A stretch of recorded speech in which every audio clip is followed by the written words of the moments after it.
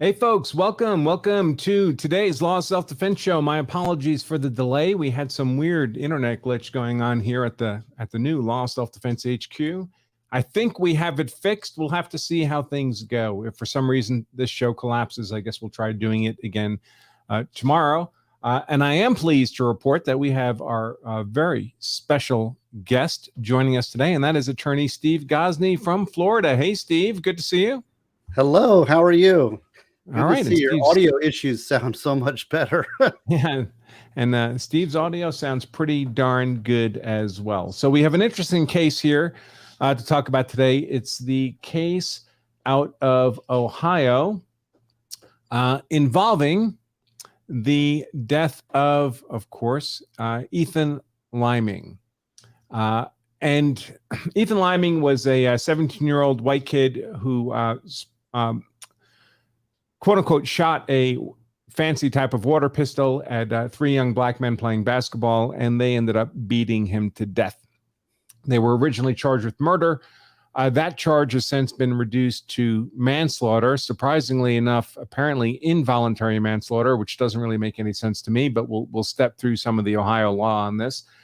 And they're now arguing that they killed Ethan Liming because they believed his water gun was in fact a real firearm and believed they were facing a deadly force threat.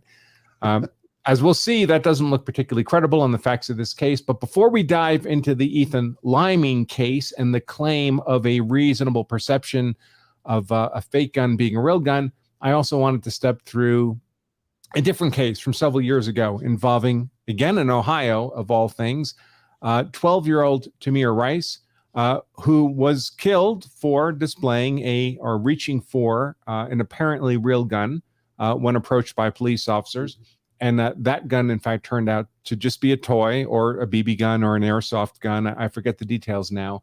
But the facts surrounding that event were very different than the facts here surrounding the Ethan Liming case. And that was a much more credible narrative of a reasonable perception of a deadly weapon. So I'd like to step through the more credible case first, and then we'll step through the Ethan Liming case where we can see the distinctions where the Liming case doesn't appear to come anywhere close to the Tamir Rice case. By the way, given that both cases occurred in Ohio, and Tamir Rice was a black victim in that case, and here we have a white victim in this case, I would fully expect the Benjamin Crumps of the world to be all over this, claiming that these are exactly parallel cases, and each is as justified as the other, using the usual propaganda techniques of telling half the truth, half the story, half the law. But I guess the media doesn't tell you the whole truth? Yeah, it's weird how that happens.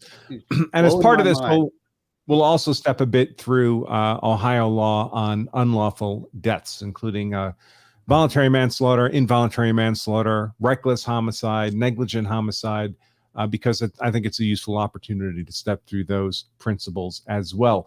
Before I dive into all of that, however, I do want to mention the sponsor of today's content, which is, let's see if I can do this correctly, which is none other than Law of Self-Defense itself. In particular, our new, what we're calling the American Law courses, although our ad copy hasn't yet been updated to quite reflect that. But these are expert law courses being taught much as they are taught in the first year of law school.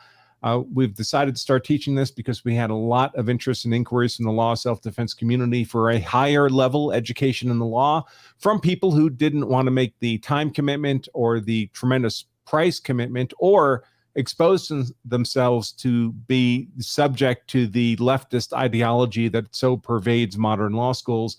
So we're offering these law school level courses in a variety of first-year law school topics, including criminal law, constitutional law, criminal procedure, evidence, very much on a law school type basis. So taught on a semester long level, one course a week, taught live by genuine experts in the fields with a final exam at the end for certification.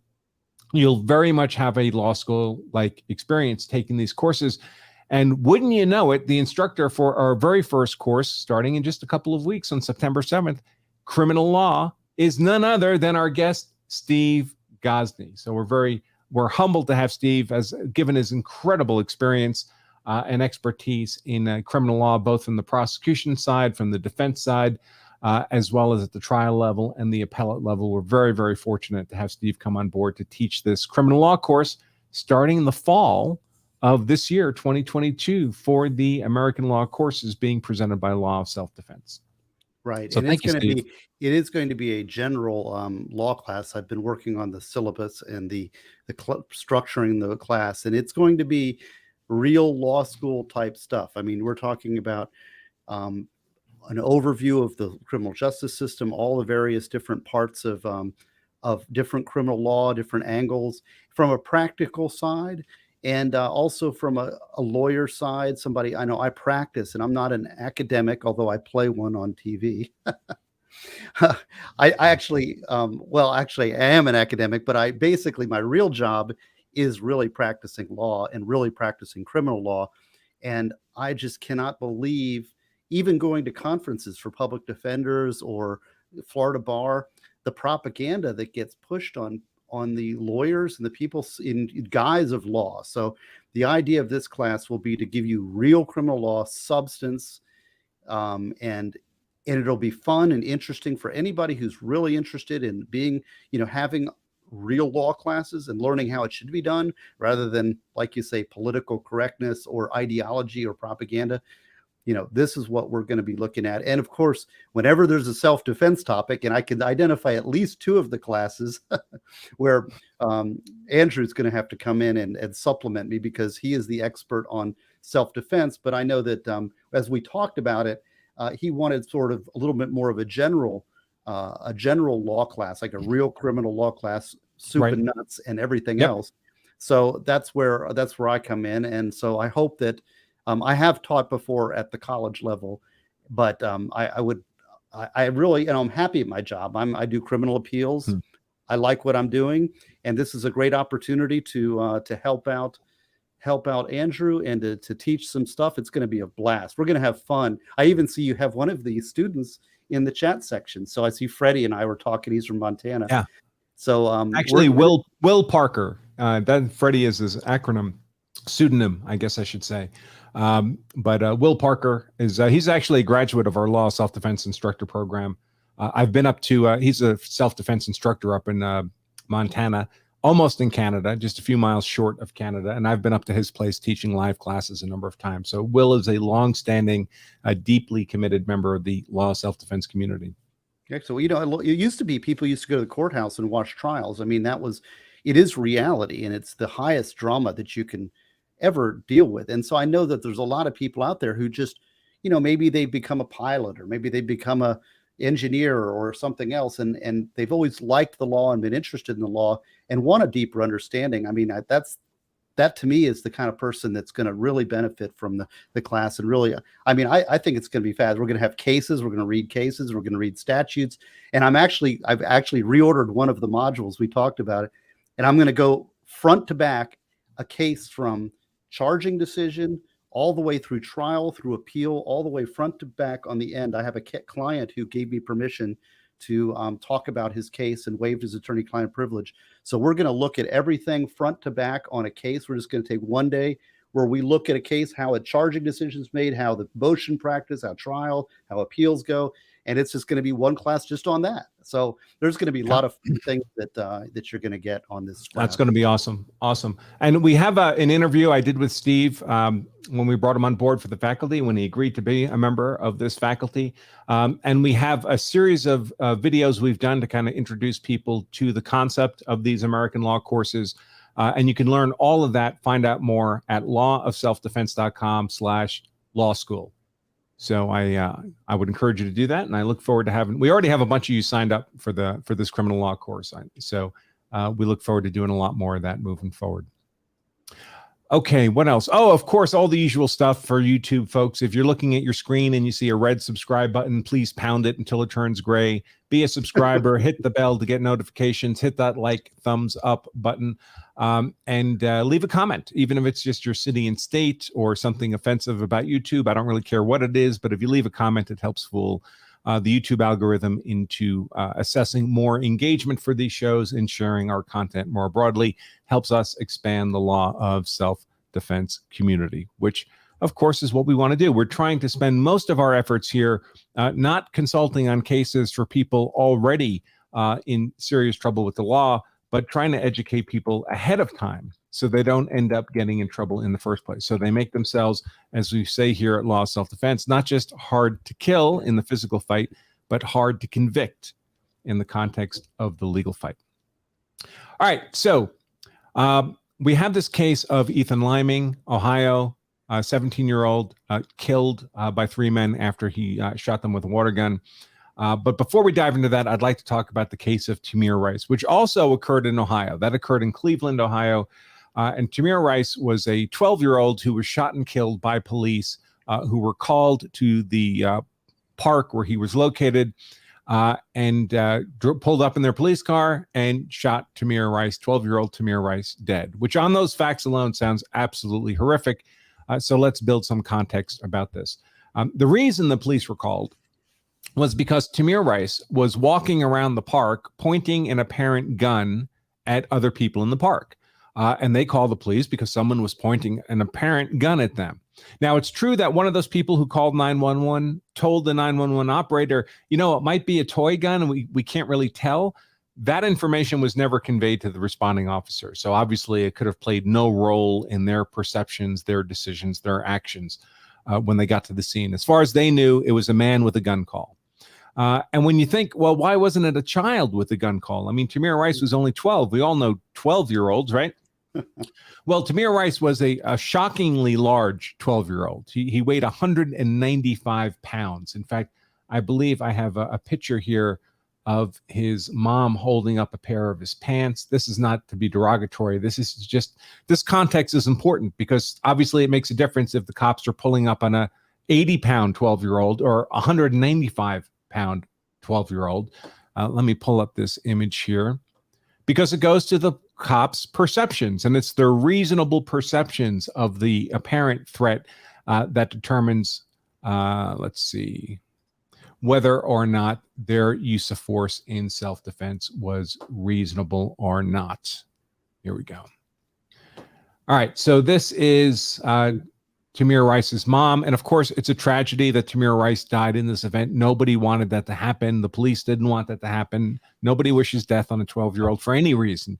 That's not the question. This is not a desirable outcome. The question is whether or not the use of deadly force upon Tamir Rice would be unlawful under these circumstances. And this photo is to just give you an idea of how large a 12-year-old Tamir Rice was. He would have presented as an adult-sized person to these police officers, especially given the very narrow, short, brief period of time in which they had to make an assessment and make a decision. So Tamir was walking around the park. He was pointing a gun at other people. By the way, this was a largely black neighborhood. He was pointing his gun at black people. Not that that should matter, but this is the world we live in. The police chief, by the way, of Cleveland at the time, maybe still, I don't know, was a black male. Again, not that that should matter, but this is the world that we live in. The officers who responded, I do believe, were white at the time.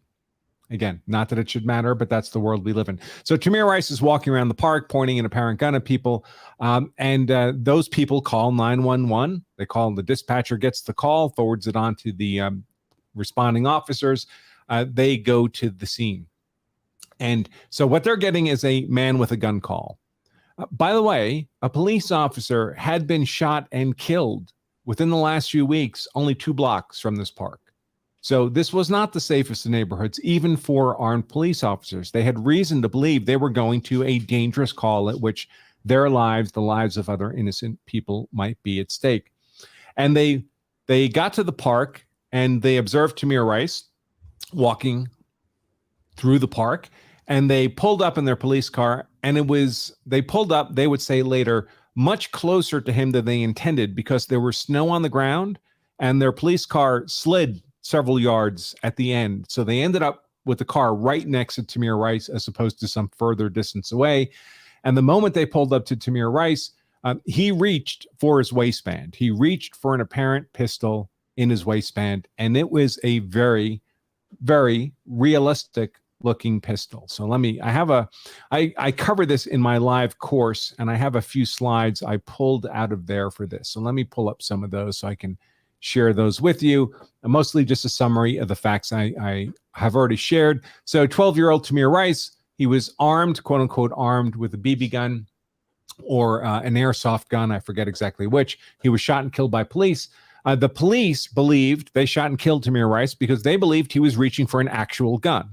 Now, they were wrong. They made a mistake. They made a factual mistake about the degree of threat. If they'd known it was only a fake gun, a toy gun, a BB gun, would they have shot him? Probably not. But they did not know. Their perception was that the gun was real. They made a mistake. The question for the law in terms of their justification for the use of force is whether the mistake they made was a reasonable mistake under the circumstances. What were the facts in this case that might have created a reasonable perception they were dealing with someone reaching for an actual gun? One of those, of course, I've already mentioned, and that is simply the size of Tamir Rice. I already mentioned this. They were responding to a man with a gun call in the park. Tamir Rice was, as I've shown you, 195 pounds. I showed you the size of the pants that his mother was holding up after the fact. And let's see, the next slide is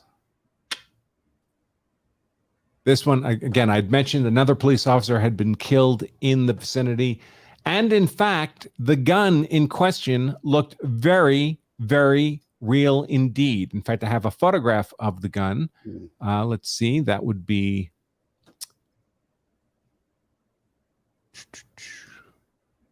here. Let's see, is that the picture of the gun? No, that's not it. Let me try again. It would be nice if StreamYard had a more efficient way of doing this. Yeah, I remember this case. I remember and a lot of times, just speaking now for police, there it is. The police do not want to shoot these people. I mean, this is, I'm sure they went home. I mean, and they were suffering mightily that they had to shoot a child. I mean, I don't think this is something those police enjoyed. Yeah, that gun. No, really, I would think not. So this is the gun that Tamir Rice actually had. Folks, I carried a 1911 for 25 years on a daily basis as my personal defensive weapon. And it would take me, now when I look at this, I can see things on it that are not characteristic of a true 1911, but I don't see them in a moment. It takes me time to look. And you don't have time when someone's apparently reaching for a gun. And that's particularly true when you only have a second to make that decision. And in fact, the police officers wouldn't even have seen the entirety of this gun. The fakest part is how long the slide is. There are, of course, long slide 1911s, but they're not common.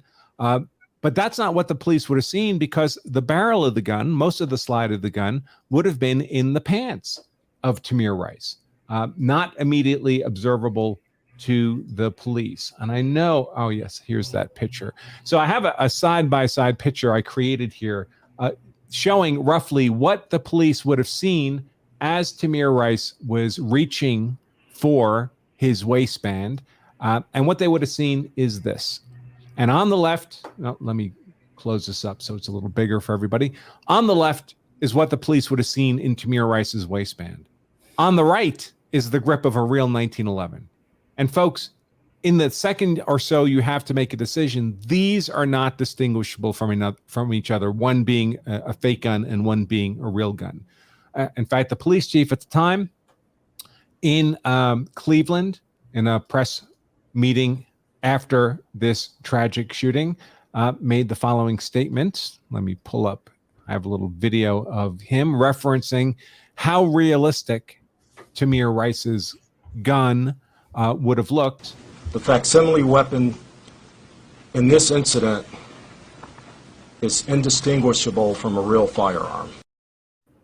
Yeah, and I would have to agree. Under the time that these officers had to make a life or death decision, facing someone who weighed 195 pounds with an apparent gun tucked in their waistband, responding to reports of a man walking around a park, pointing a gun at people, and then reaching for the waistband. And we have some of this on surveillance video, and it's pretty clear that that's exactly what was happening the moment that the officers pulled up. So I'm going to pull up a surveillance camera image here. It's a still shot.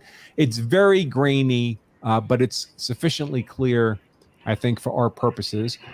This is what the police would have seen, at least in part. This is what the camera captured when they pulled up. We can see the police car there in the front of the bottom right of the frame, and you see Tamir Rice's arm there. That's his elbow bent. He was wearing a jacket with a white body and black sleeves. There's other images of him walking around the park where his arms are straight. Here, you can clearly see his elbow is bent, exactly as it would be if he was reaching for his waistband, and that's the moment at which he got shot by police, reaching for that gun. So what do we have here? We have the police coming up on the scene. We have Tamir Rice reaching for do you have noise playing on your end, Steve? Yeah, sorry. Okay. We have Tamir Rice apparently reaching for an apparently real gun in his waistband, and the officers have a split second to make a life or death decision. They made that decision. They pulled their service pistols. They shot Tamir Rice, and he died of his wounds. This is a set of circumstances under which the mistaken perception of a suspect reaching for a gun, even though it wasn't actually a gun, it could not actually inflict death or serious bodily injury. That mistaken impression on these facts is arguably a reasonable perception. Wrong, factually, mistaken, factually, but reasonable. We're not required to make perfect decisions in self-defense, folks, and this was a self-defense shooting by these officers. We're not required to make perfect decisions. We're not required to make correct decisions. We're required to make reasonable decisions. And this was a reasonable decision by these officers on the facts of this case. Tragic? Yes. Did Tamir Rice, quote unquote, deserve to die? Is carrying a toy gun around the park a capital offense that one should be executed for? None of that is asking the right question. The right question is, did the officers reasonably perceive an imminent threat of death or grave bodily injury to themselves in the moment they made their decision to use deadly defensive force? And the answer here is incontestably yes on the facts of this case. Yeah, you sound like an expert on this. This sounds exactly right. That's exactly the right question, is the perception of the officer. I mean, that's the measure of all this propaganda. I remember this case when it came out. It wasn't there a lot of like racial kind of propaganda that was put out, because I remember it was like having a toy gun isn't a death sentence. I remember a lot of the propaganda that was and that was all the wrong question. That was not the measure of prosecution. I remember this case. Yeah, and there was a whole series of these cases around the same time, some more meritorious than others, almost all of them involving Attorney Benjamin Crump seeking civil settlements from various governmental agencies. I presume he got a sizable settlement in this case as well, although the case never went to trial, and the criminals, in fact, Benjamin Crump's cases never go to civil trial. He just gets settlements. This case never went to criminal trial because of the law and the facts as we just laid out for all of you. It would have been impossible to get a rational, impartial, unbiased jury to convict on the facts of this case. So that never happened. Now we have this more recent case. Earlier this year, Ethan Liming, a 17-year-old high school student, a white kid, out with a couple of his friends, driving his car around. Ethan Liming was the driver, and he had, let me pull up this image. It'll cover Steve and I for a second, but this is effectively the gun, the water pistol he had. Apparently it fires these little balls that have liquid inside them. Presumably they splatter when they strike something. And I believe it can fire on more or less a fully automatic setting. So it sprays out a stream of these balls when you fire them. And Ethan Liming pulled up in his car and fired these splat balls at 3 young black men who were playing basketball at the time. It may have been close to the hours of darkness. It's the news reports. Whoops, I just lost Steve. That wasn't me, folks. So maybe Steve will come back. I think he might have unplugged his camera. So this may have been around the hours of darkness. The three black men would initially flee from Ethan Liming as he was firing these splat balls at them. But then they realized he was not shooting an actual gun. They turned, they pursued him. Hey, Steve, welcome back. You may be muted, Steve. I'm not sure. Okay, good. I'm just trying to get my mute going. Thank you. Sorry about that. Okay. So they initially fled, believing they were being shot at with a real gun. But they realized that it was not a real gun. They turned back. They pursued Ethan Liming, and they beat him to death. They killed him there. He was found non-responsive in the parking lot. They also, incidentally, took his car, got into his car and drove away with it. It's unclear how far they drove. Some news reports I see say it was only to the other side of the school parking lot. I'm not sure about that. In any case, this would, of course, have prevented Ethan Liming's friends, who apparently were not involved in the physical confrontation, from perhaps driving him to a hospital. So Ethan Liming had to wait for EMS to arrive before he had any hope of care. Whether that would have made a difference, who knows? Now, these three young black men were initially charged with murder, $1 million bail. Then the matter went to the grand jury. The grand jury did not indict on murder. They indicted on involuntary manslaughter.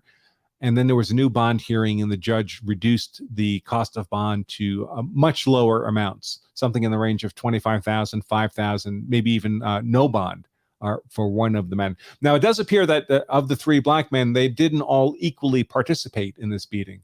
One of them was, most particularly the aggressor, struck the blow, it appears, that ultimately killed Ethan Liming. The other two were, their contribution was something, but to a much lesser degree than the killing blow. Nevertheless, arguably in the eyes of the law, if you're all working cooperatively, you're all equally responsible for the worst actor amongst you. I mean, you're working collaboratively as a group, but nevertheless, the laws ended up charging them separately based on their actual contributions to the death of Ethan Liming. Various degrees of offense, largely centered now around this involuntary manslaughter charge, which I have to say doesn't really make a lot of sense to me. Now, why might it be some form of manslaughter instead of murder? Why has the murder charge gone away? Well, one of the distinctions between murder and manslaughter involves the intent, the premeditation to kill someone. Now, premeditation doesn't require pre-planning. It doesn't require a shopping list with rope and duct tape and chloroform and all that kind of stuff. Obviously, if you've done that, you've premeditated the killing. But that kind of pre-planning is not required for premeditation. Premeditation can occur in an instant. But you have to have formed that intent to actually kill someone. And a mitigated form of unlawful killing is manslaughter. One form of manslaughter is voluntary manslaughter, where you may have you intentionally used force on another person, for example, but under circumstances where a reasonable person would have had their passions aroused to the point where they were rendered incapable of forming the intent to murder. And the classic example used in law schools over this would be a husband who comes home and finds his wife in bed with a lover. And in a moment of rage, he kills them both. And the law might say, well, that's not a lawful killing. You don't get to do that. But we'll take the passion of the moment into account. It wasn't a cold-blooded, deliberated murder. We're going to treat it as voluntary manslaughter. Voluntary because the use of deadly force was voluntary. It wasn't incidental. It wasn't involuntary. It wasn't merely reckless or negligent. It was the use of force itself was intentional, but because of the heat of the moment, the passion of the moment, the reasonable provocation is another term that's often used to mitigate this intent from murder to manslaughter. We're going to treat it as manslaughter instead of murder. Now, murder is still a very serious crime. It could be 10 or 20 years in prison, but generally you'll have some possibility of early release as opposed to a murder conviction, which is often life in prison without possibility of early release. So manslaughter sucks unless the alternative would be a murder conviction. So frankly, on the facts of this case, it wouldn't surprise me that these gentlemen would end up having their charge mitigated from murder to some form of voluntary manslaughter, given that Ethan Liming, he wasn't just walking down the street minding his own business and they beat him to death. He did spray them with this water pistol. Perhaps they did initially perceive it as a real gun. That would anger anybody to believe they were being fired at with a real gun. Then it turned out a joke was being played on them. Maybe they were angered over that as well. And an argument could certainly be made by the defense that they were in a heat of passion, that anger, that provocation, that reasonable provocation by Ethan Liming should mitigate what would otherwise have been a murder conviction down to manslaughter. It would still be voluntary manslaughter, though, and what the news media is reporting, and of course the news media could have gotten this wrong. I mean, journalists are not the sharpest knives in the drawer, generally speaking. Sorry, any journalists out there, but you know better than me. It's true. Because involuntary manslaughter doesn't make sense. Involuntary manslaughter is really kind of a form, generally, of a reckless homicide, where you weren't intending to harm anybody, but you engaged in conduct you should have known, a reasonable person would have known, was creating a risk of death, and you did it anyway. So it might be drunk driving, for example, and you kill somebody drunk driving. It's involuntary in the sense that you never meant to harm anybody, but it's manslaughter nevertheless, because you were engaging in conduct that created a substantial risk of death to an innocent person. It's really not that different than reckless homicide. Same kind of idea. Recklessness is when you're knowingly creating a risk, an unjustified risk of death to others, and you do it anyway, and then someone dies as a result. Again, you didn't intend to kill anybody, but you engaged in conduct you knew was creating a substantial risk of death, and they died as a result. It's distinguished from negligent homicide.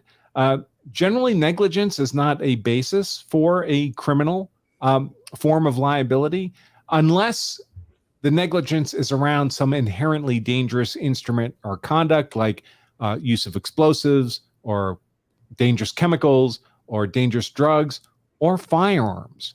So, for example, under Ohio law, their negligent homicide statute basically says, hey, you were negligent with a gun. And then we make the unintended killing a crime. Because we've talked about this before in the context of the Alec Baldwin shooting. Once you're mishandling a gun in a dangerous way, the law pretty much automatically bumps that from what would have been negligence if you were handling something not inherently dangerous to recklessness, because we all know guns are inherently dangerous instruments. They kill people if they're handled carelessly, and so everyone's presumed to be aware of that and is held to that higher standard of recklessness if they handle the gun in what would otherwise be a negligent manner and death results. Well, a couple of qualifiers. I think there's two sides of this that I think we need to talk about. And the first is there's the political side, which we always have to talk about whenever you're covering one of these cases, sadly, because most of the bulk of my cases I deal with every day in the public defender's office have zero media attention. Nobody cares, and people go away for life or get off, and nobody's caring. Whereas these cases that we focus on are significant because the media focuses on them, and the media focuses on them because there's this racial element, and the racial element divides people. And so, you have disagreements based on your racial tribe, and it's really a problem. And I hope that the prosecutor's office is not considering that.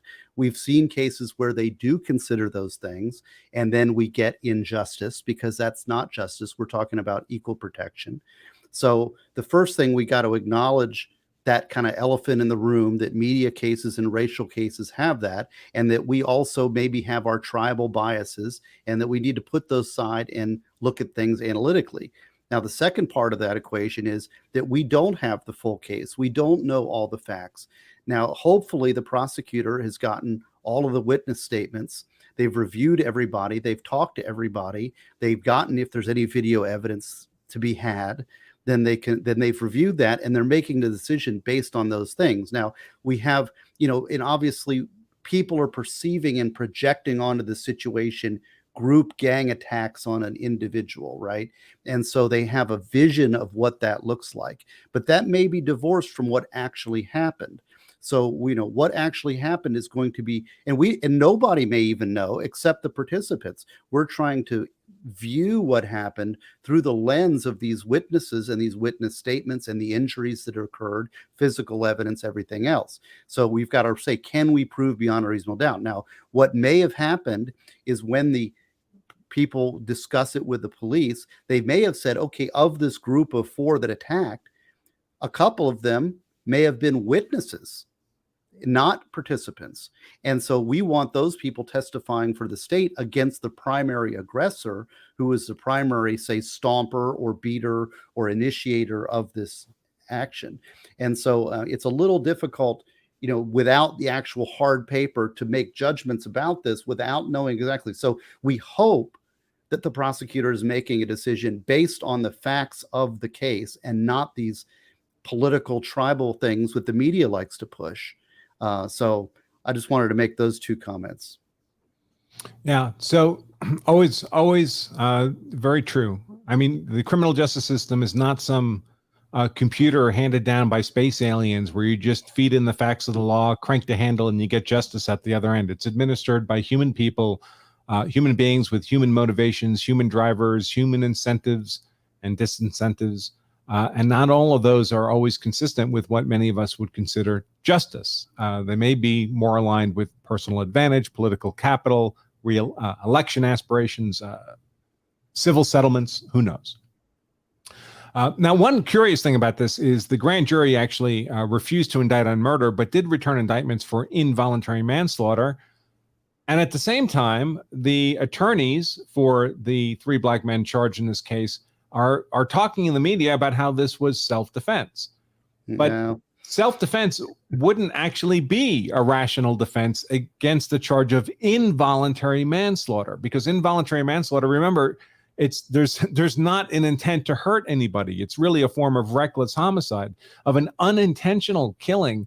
And if you didn't intend to kill, it can't have been done in self-defense. Self-defense is an inherently intentional act.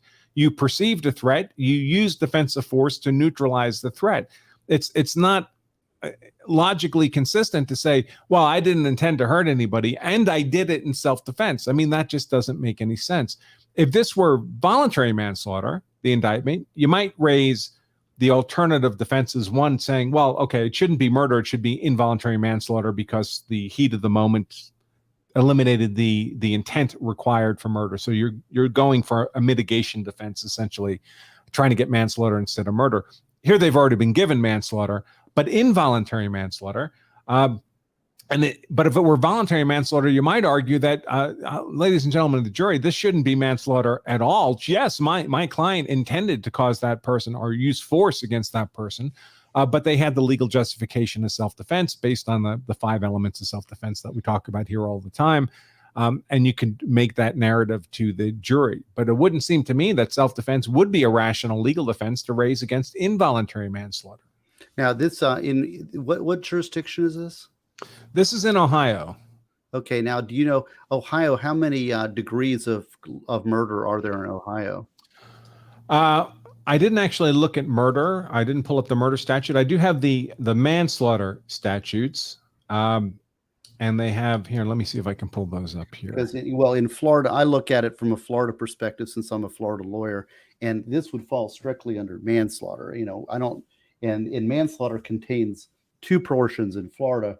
And one is intentionally committed an act that caused the death of the victim, or the death was caused by culpable negligence, culpable being a greater standard than simple negligence. Right. So, they add a word to make it more serious. And what's culpable, what I usually refer to as recklessness. Right. So the statute sounds to me like it's a little different in Ohio. So, here we have Ohio's voluntary manslaughter statute. So no person while under the influence of sudden passion or in a sudden fit of rage. This is how they're differentiating it from murder, folks. Okay.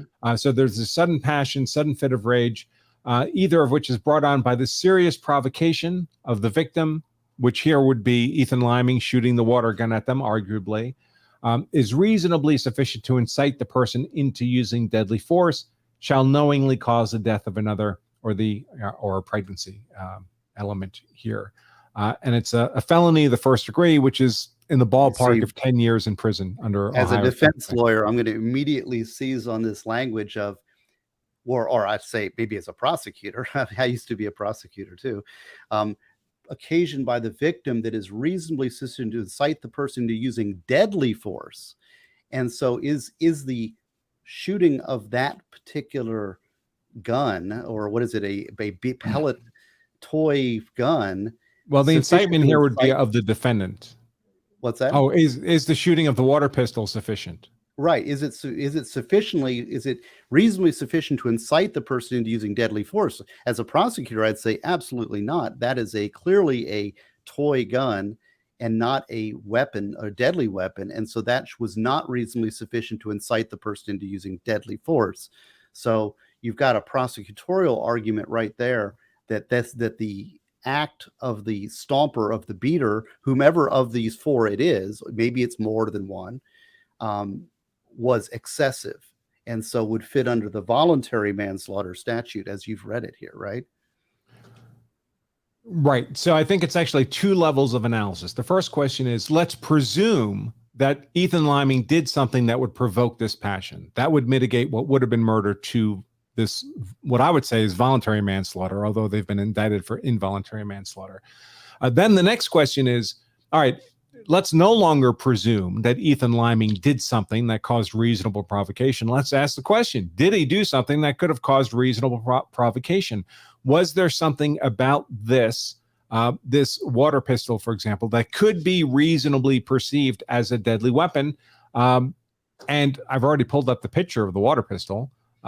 It would be, I think, pretty hard to think that this resembles anything like a real gun, especially when it's been pointed at you, the trigger's been depressed, the projectiles have come, and it's just a water gun at that point. This is not the instant decision the police officers had to make in the Tamir Rice case. In fact, these three young black men initially fled what they supposedly thought was real gunfire and only came back and inflicted the beating, used the force after they knew it was no longer a real gun.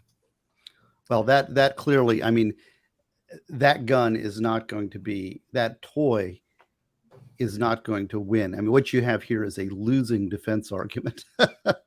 I think the real question, if you're a defense attorney, you're going to really want to differentiate between these four boys, and you're going to want your client to be a witness and not an initiator. So if assuming that there's one ringleader, maybe two, but let's assume that there's one, we want, the other three are going to want to testify against the bad guy, the one that actually did the beating. Now, the question then becomes, if you're the one that did the beating and inflicted this, what's your defense? They're going to grasp at straws, but when I'm looking at this, I see a losing defense case. But now we haven't looked at the involuntary manslaughter. I haven't seen that charge. As a charge of voluntary manslaughter, it's a very uphill battle, I would say. I mean, what do you think? Well, first we have the question of, could there be self-defense? Could there just be an acquittal here? That although, okay, they were mistaken about it being a real gun, but they could have had a reasonable perception about it being a real gun. I don't think that's on the table given the facts of this case, because even if they initially thought it was a real gun, that perception obviously changed when they had fled and then come back to inflict the beating. So how do we know what's going on in people's heads, right? Their subjective state of mind. We don't have mind reading machines, but we infer their subjective state of mind from their conduct. And someone who initially flees because they think they're facing a real gun and then comes back, it's a reasonable inference they no longer think it's a real gun, right? You don't jump back into fully automatic. So now we're just talking about, is there aggressive behavior on the part of the decedent when he comes back? Was it in a fight that they both engaged, or was it, was there, how did that all go down? We don't really know until we've reviewed the witness statements, right? So how that actually, the stomping or what actually happened, and it may never be known. If it's not on videotape, you're going to have the one group saying one thing and the other group saying another. Somebody's going to take the fall on the attacker group, right? Well, generally speaking, these kinds of cases, if there was evidence favorable to these defendants, we'd know it, because their defense lawyers are giving talks to the media and they wouldn't be hiding evidence favorable to their clients. There's no indication that I don't know. In Florida, we can't talk to the media about our cases. We can't influence. The prosecutors do that here, and the cops do that.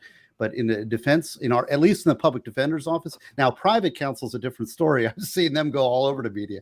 But in the public defender's office, we don't argue our cases in the media because you give away all your cards, right? It's just not good strategy. But these defense attorneys are. I don't know if they're public defenders in Ohio or private counsel, but I mean, I've been reading their statements to the media. So, and they're not saying anything concrete that would indicate that it was a mass on mass fight. The people, Ethan Liming did have a couple friends with him, but there's no indication they were involved in the physical confrontation. So it was strictly a 3-on-1 beating of Ethan Liming, which is going to be hard to justify as self-defense. I mean, the disparity of force alone makes that degree of force unnecessary. Right. Especially once you've gotten him to the point where you're killing him with the beating. Then it's no longer a simple barehanded attack. Then it's a sustained physical beating, readily capable of causing death or serious bodily injury. That's a deadly force attack against a now helpless victim. And I think never justified as self-defense. Any defense that is predicated on that weapon being a deadly weapon, I think, is going to fail. They can raise it, they can say it, but for it to succeed is a different matter. Right. So claiming they had a reasonable perception of a deadly weapon isn't going to fly here. Right. So there's no way we get to a perfect defense like self-defense and acquittal in this case. The question then becomes, well, what about the mitigation from murder to manslaughter? Does that make more sense? Maybe if you believe that, the offense they took at being shot at with this water pistol made to think they were initially facing real gunfire. And by the way, folks, for all we Cleveland is not the nicest of towns. I mean, they may have had good reason to believe they were being subject to actual gunfire, that someone was trying to kill them. None of us are going to take it very well if we think someone was just trying to kill us, but it was all a joke. I'm not saying they had any right to beat Ethan Liming, certainly not to death, but it's not understandable that it could arouse someone's passions, that a reasonable person would be angered by that kind of conduct. Doesn't make the beating or the killing lawful, but might well mitigate what would otherwise have been murder down to some degree of manslaughter. Again, involuntary manslaughter doesn't make any sense to me, just from a legal reasoning perspective. Voluntary manslaughter would make more sense. But we have to keep in mind, folks, these charges are returned by the grand jury, a pool of non-experts in the law. They may not have any idea what the actual difference is between voluntary and involuntary manslaughter, and just pick the one they thought was appropriate.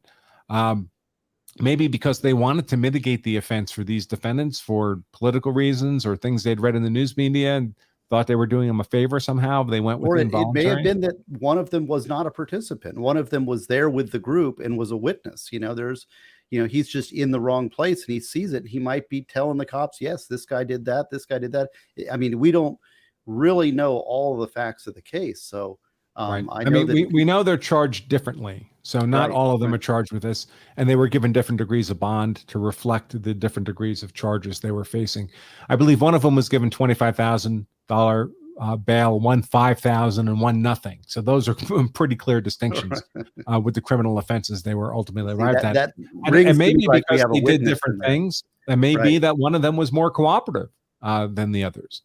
It's hard to know from outside, but clearly this is a very different case than because I know their defense attorneys are trying in some interviews with the media trying to characterize this as, well, they thought it was a real gun case, and that's why they shouldn't have criminal liability here, along the lines of what happened in the Tamir Rice case. But this is clearly distinguishable from the Tamir Rice case for all the reasons we set out. All right. So if folks have questions about this case or anything else we've discussed, or would like to pose any other questions, the way to do that, folks, on YouTube is as a super chat. We also do take questions from our Law of Self-Defense members. So let me take a look over at that page first. Let's see. We do have a bunch of comments. Let me scroll through here quickly. One lesson to take care from Free Hole Breeze, which I presume is a pseudonym. says a lesson he likes to reinforce, says he can't remember where he heard it. You might have heard it from me, folks, because I talk about it in every one of my live courses, is avoiding the stupids. Don't do stupid things in stupid places with stupid people. If you can avoid the stupids, you can avoid most of the trouble that comes your way in life. Ethan Liming would not be dead if he'd not fired his water pistol at a bunch of strangers. That doesn't mean he deserved to die for having done that. Clearly, that's not the case. But had he not died, how many of us would have been characterizing this as kind of a behavioral beatdown kind of event where, he broke the social rules for that community and they taught him not to do that anymore. Don't engage in conduct that's likely to make people angry and want to get into a physical fight with you. The best way for people like us to win fights is to not be in fights in the first place. Let's see. Someone's referencing this show. Oh, there is a lot. You'll see a lot of reports in the news media around this, folks, around this case with Ethan Liming, references to this being a stand your ground case or Ohio stand your ground law, because Ohio made two substantive changes in their self-defense law recently. One is Ohio had been the last state in the country where the burden on self-defense was on the defense to prove self-defense by a preponderance of the evidence. In every other state, the burden is on the state to disprove self-defense beyond a reasonable doubt.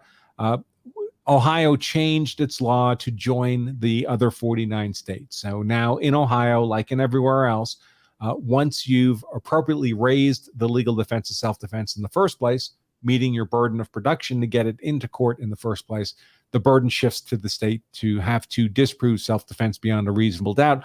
The other change that Ohio made was it moved from being a duty to retreat state to being a stand your ground state. But stand your ground state is not some weird alternative way of arguing self-defense, folks.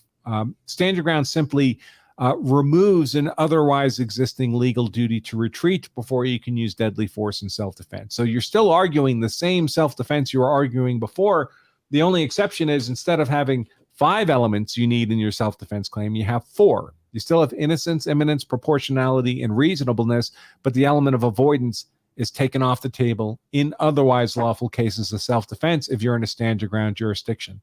But it's not a magical alternative way of arguing self-defense. So there's nothing unique about stand your ground other than it taking away that otherwise existing legal duty to retreat before you can use deadly force in self-defense. When the media starts talking stand your ground, I almost immediately think they don't know what they're talking about, because it's like they think that there is some kind of racial thing or some kind of Wild West element to stand your ground. Absolutely not. From a defense attorney's perspective, stand your ground is excellent. It protects, it puts the state to the proof before a trial. And, if somebody's lawfully using self-defense, I can't run from anybody. And so nor should I be forced to run from somebody if they're using deadly force against me. And most of the people that utilize stand your ground are minorities. So it's not a racial, it doesn't say only white people can use stand your ground, only black people. It's every person, every individual is got the equal protection of the law. And the fact that they're injecting that in this case is I don't even see what the applicability is here. I mean, that the fact that there's some kind of toy pellet gun here that's clearly a toy is almost a side issue. That's not the issue in the case. The issue in the case to me is who is the primary aggressor or aggressors, right? And those are the people, and are they committing I think it's a voluntary manslaughter case reading this statute, not that I'm an Ohio lawyer. And those people, and then there's a principal liability. Were there 2 attackers? Was there 1? Was there 3? Those are the fact questions of what actually happened in the ground and how that interaction. Was the victim here a participant? Was it a mutual combat situation where one person got the facts are very fuzzy here, and what the witnesses are saying is going to drive the outcome of this case. The introduction of this toy gun and somehow invoking stand your ground to me is not the issue in the case. And when somebody wants to make that, and the same thing with the racial issues. The racial issues are bad, and that might be part of the motivations, and might be part of the reason, the perceptions, but it's really irrelevant to the analysis, or should be, in a fair application of law. Now, if it is impacting the case, it shouldn't, because I believe in equal protection of the law. But it also drives. We also have to look in our own hearts and say, is it driving our perceptions of what we think happened? Because have we read the witness statements? If we had not, we need to withhold our judgment and not just say our team was the victim or this team was the, just avoid that and say, like, what the evidence is what it is. And this toy gun issue is a media side issue. That's the way I'm seeing it. What do you think? Yeah, I think that's probably right. I mean, generally with these cases, when I have to comment on them, we assume a set of facts to be the case, facts that are supported by the evidence we have available to us.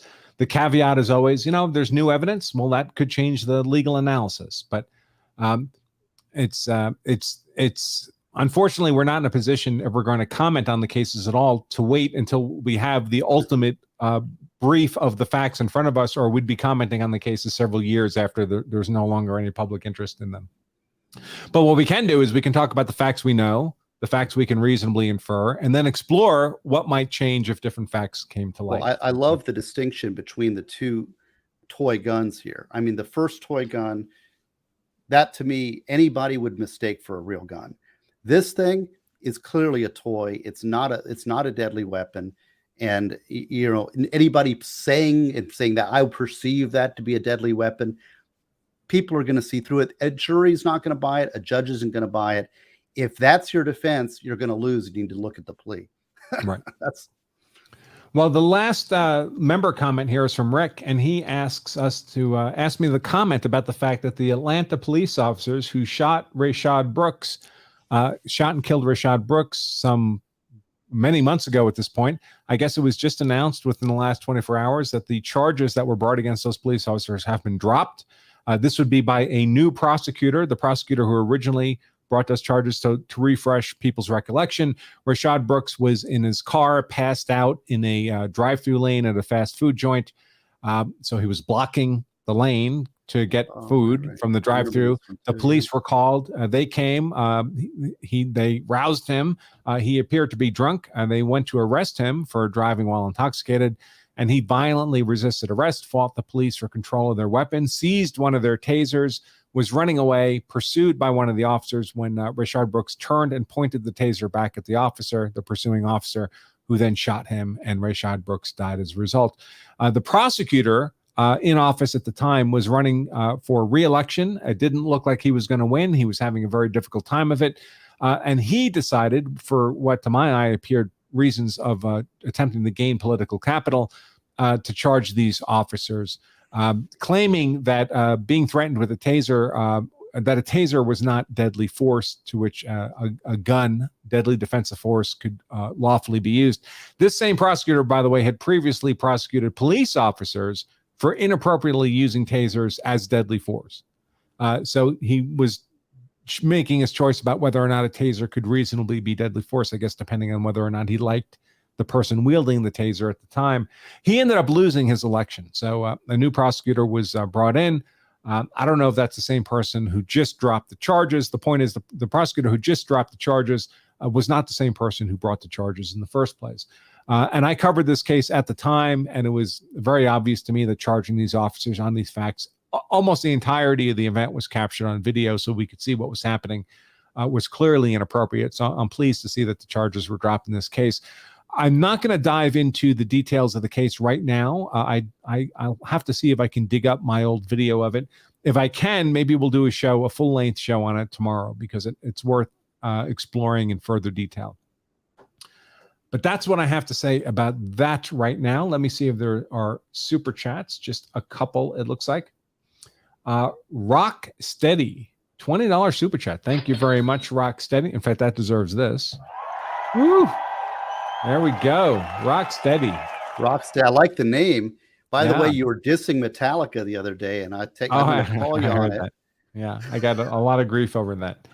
Asked if I'm familiar with the LJN toys back in the day. I don't think I don't know what LJN is. I think that I was know maybe there an are action plenty of figures. Yeah. there are plenty of toy guns, especially airsoft guns, that look very, very much like real guns. I suppose they have to be manufactured with orange tips and such, but let's face it, plastic tips are not that hard to break off a gun. Lots of people get shot and killed by the police for pointing realistic-looking toy guns at the police. I don't know what they think is going to happen when they point what appears to be a real gun at the police, but what tends to happen is the police tend to point actual real guns back and shoot them and kill them. It's not at all uncommon. Stephen Dollard, $5 super chat. Thank you very much. Asks, why no federal hate crime charges for racially targeting Ethan? They could have easily killed any of Ethan's black friends who were there, but did not. I don't know what the second sentence there means. Why no federal hate crime charges? I mean, you'd have to ask the Department of Justice, what evidence they would have to bring federal hate crime charges.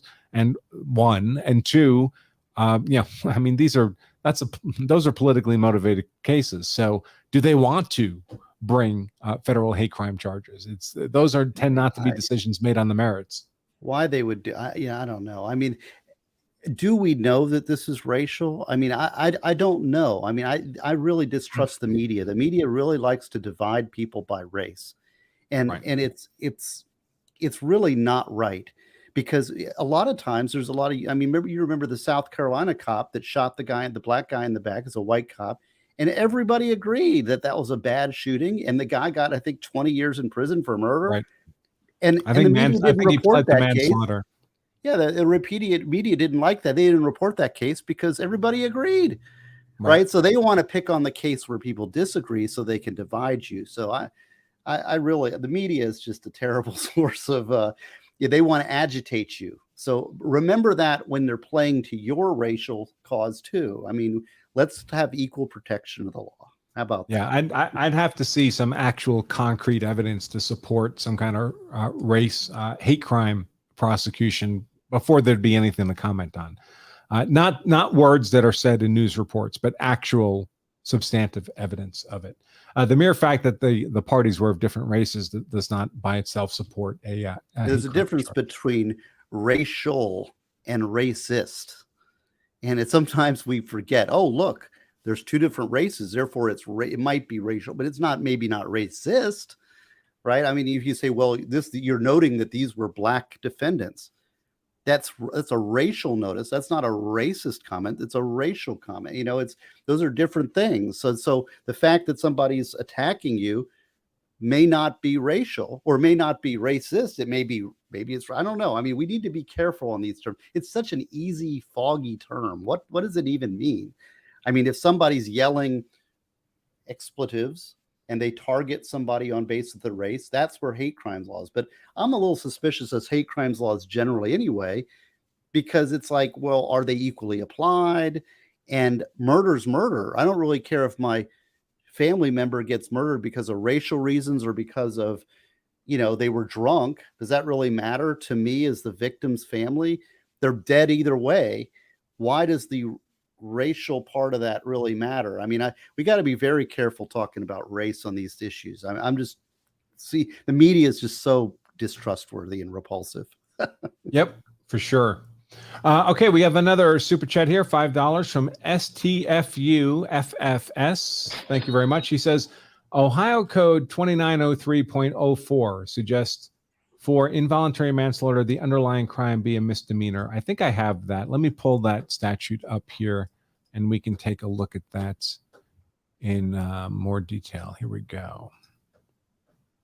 So this is it. So it says, first paragraph, no person shall cause the death of another as a proximate result of the offender's committing or attempting to commit a felony. So this offender would be the person. So they're engaged in a felony. They've killed someone. Maybe they didn't intend to kill someone, but they killed someone while committing a felony. Not sure why that wouldn't be felony murder. I don't know. But here, the underlying engagement in the felony, the consequence of which somebody dies, they characterize as involuntary manslaughter. But I don't see how that would apply where the felony itself is the use of unlawful deadly force upon someone. Then that would seem to me to be voluntary manslaughter or murder, depending on the mental state involved. Paragraph B, no person shall cause the death of another as a proximate result of the offender's committing or attempting to commit a misdemeanor of any degree. Can the battery be a misdemeanor? Yeah, it could be. So a simple battery or simple assault, and the person unexpectedly dies as a result. So you punch someone not intending to kill them or cause them serious bodily injury, but that maybe they have some exceptional vulnerability to death that you weren't aware of. I don't know. But anyway, you're committing a misdemeanor and someone dies as a result. Involuntary manslaughter, I don't know. Maybe it feels like a weird definition of involuntary manslaughter to me, but that could be the case. But again, it doesn't seem to me it would apply where the conduct itself is the use of force. It seems to me it would apply where the underlying conduct is something else. But I guess they have insights. Maybe there's a theory of prosecution here that they're following. I don't know if misdemeanor can be leveraged into involuntary manslaughter. If you're committing a battery and somebody dies, is that the Ohio definition of involuntary manslaughter? That would be my question. But there's a theory of prosecution that they're pursuing, and I guess this is what they feel is the best one. I kind of liked the voluntary manslaughter, but I'm not an Ohio lawyer. Right. Okay, so I think that's a finesse detail that I'm going to leave there, since neither Steve nor I are Ohio lawyers. So when we talk about these concepts, folks, of murder, manslaughter, we can't cover 50 states worth of laws every time we talk about one of these legal issues. So generally, we're talking about it in a more kind of academic, generalized sense of how these crimes are typically defined. Obviously, there are different flavors as you go from state to state. Let's see. We do have a couple more. Law Nerd Clips, $20 super chat. That and this. Thank you. Thank you so much. He asks, if you live in a state where you have to announce you have a concealed carry gun in the car, you never retrieve it. You say, no, but I give you permission to retrieve it. Their partner may not know you are handing it to them and shoot you. I'm not exactly sure what's going on here, except I would tell you that don't be handling guns around police officers during a stop. That's a great way to get shot. And I have never lived in a state where I had a duty to report my concealed carry gun if I was pulled over for, say, a speeding violation or something. And I would never volunteer that information if I wasn't required to do so by law, unless they made me get out of the car. Before I get out of the car, I would tell them, because I don't want the gun being discovered by accident. If for some reason they knew I had the gun, or I was in a state where I had to notify and I did, and they asked me to hand them the gun, I'm not doing that. I'm keeping my hands in plain sight. I'm saying, listen, just tell me what you'd like me to do, but reaching for the gun's not one of them. You want to arrest me? You want to cuff me? You want to get me out of the car? Whatever you want to do is fine with me. But I'm not engaging in conduct that would objectively justify someone in shooting me in the face. That's a very difficult transition to manage. If you're concealed carrying in your vehicle and police stop you and they want you to get out of the car, that's one you got to think through real carefully. I've had that situation multiple times. I had a guy who was concealed carrying, and there was a felon in the car, and he knew he was a felon. So if he left the gun in the car, he's leaving the gun in possession of a felon. So that's a real tricky situation. You definitely don't want to lead with, I've got a gun. Instead, you maybe put your hands on the car and say, I have a permit, right? And lead with, I have a permit. And then Brian Schultz, $5 super chat. Thank you very much, Brian. Says, fact, in 100% of fake gun shootings, the victim is always the one with the fake gun. Yeah, sure enough. Somebody had a real gun. How that works. Right. And it was not the person who had the fake gun. The person with the fake gun had the fake gun. So sure your enough. Keys are the last place you look, because you don't continue to look after you find them, right? Absolutely right. All right, folks, I think that's all we're going to cover here today. Again, I'll take a look at the Rayshard Brooks news and see if I can dig up my old video of it. I've definitely covered the case in detail before, right after it happened. Perhaps I'll cover that tomorrow. Keep your eyes open for a notification on our YouTube channel and our email about what tomorrow's show will be about. Perhaps it'll be about Rayshard Brooks. Until next time, Steve, thank you very much for being on board again. Just to remind everybody, Steve is the first faculty member on our Law of Self-Defense American Law courses. We're starting with criminal law, which Steve will be teaching starting September 7th. So only a couple of weeks away at this point. And you can learn more about all our courses, in particularly Steve's criminal law course, by pointing your browser to lawofselfdefense.com/law school. We've got more videos explaining the concept, the vision, the details of what will be covered in the course, as well as an interview with Steve, all on that page, lawofselfdefense.com/law school. Yes, Okay, sign up Steve. early and often. Thank you. Good to see you. Yeah, of course. Yeah, sign up your friends and family. They'll love it. I guarantee it. All right, Steve, thanks so much. And for everyone else, I'll just remind all of you that if you carry a gun, so you're hard to kill, and that's why I carry a gun, so I'm hard to kill, so my family is hard to kill, then you also owe it to yourself and your family to make... Try that again. You also owe it to your friends and family to make sure you know the law, so you're hard to convict. Until next time, I remain Attorney Andrew Branca for Law of Self-Defense. Stay safe.